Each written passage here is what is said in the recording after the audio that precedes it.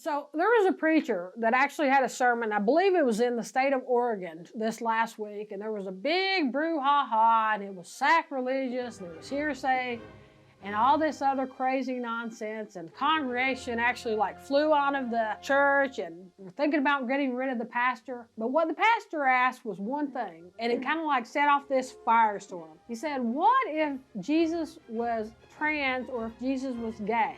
And people started freaking out. But what's so interesting is that Christ was supposed to represent everybody.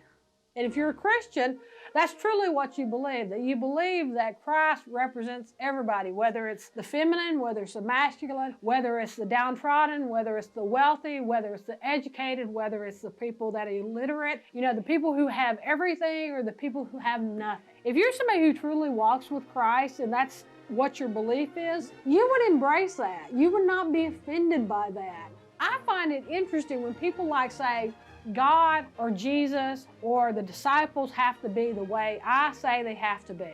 And it doesn't matter if it's somebody who's a churchgoer, it doesn't matter if it's somebody who's a priest, it doesn't matter if it's somebody who's a nun or a clergy or a preacher or a televangelist, doesn't matter. Whenever you say your way of thinking is absolutely right and everybody else is wrong, that's asinine. There is no reason in the world. Jesus Christ was actually a real person. There's actually documentation to prove that. There's people who he was the Son of God, and there's people who say, well, he was just a prophet at best. You know what? There's 1,000 different points of view on all of this, but whenever you get offended by saying things like, well, this is hearsay, this is blasphemy, that's crazy. There's no reason in the world to think that Christ wouldn't be he was more at home with prostitutes than he was with the people who were the high priest of the church.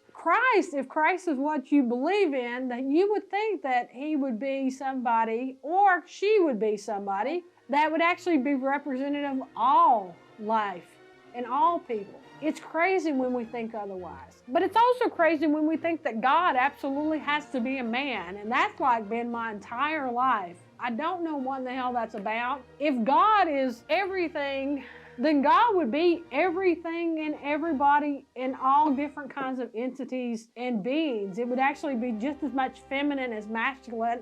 People have this weird kind of thing about it has to be this certain way because this is the way I was taught and this is the way I was raised and this is what my church said. That's crazy. There's no reason in the world to get offended when somebody says something like the feminine face of God or Jesus Christ, and who knows what in the hell. We don't know. Jesus Christ was probably more asexual than anything else, probably had no sexual desires whatsoever.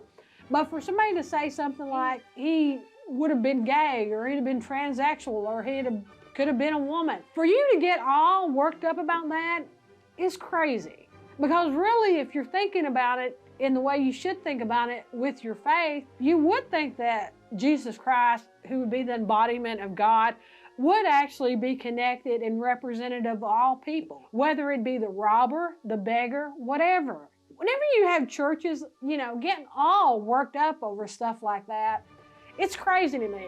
Why in the world should it be so offensive to you that Christ or whatever your prophet would want to be would actually have compassion for all life, whether it be homeless people, trans people, thieves, beggars, people who are disabled? Why would you be offended by that? And why would you think, well, we need to get rid of this pastor for asking that simple question? A pastor and a priest are not supposed to think 100% like you about your faith, because your faith, no matter what you want to call it, I don't care if you're somebody who's a Catholic, I don't care if you're somebody who's a Presbyterian, I don't care if you're somebody who's Muslim, I don't care what it is, Native American, whatever. Your faith and your walk is yours. It is not identical to anybody else's, nor could it be identical to anybody else's. It's absolutely stupid for you to believe that somebody else should think like you think, and you should think 100% the way they think. Nobody has any more connection to God than you do.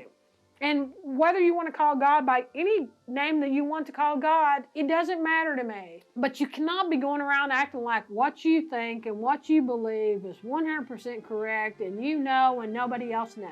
Christ was actually a real person. For most people that know of Jesus Christ, he was the Son of God. But that doesn't mean that other faiths are not just as connected to God, nor does it mean that we should actually keep saying that if somebody thinks differently than us, that they're wrong.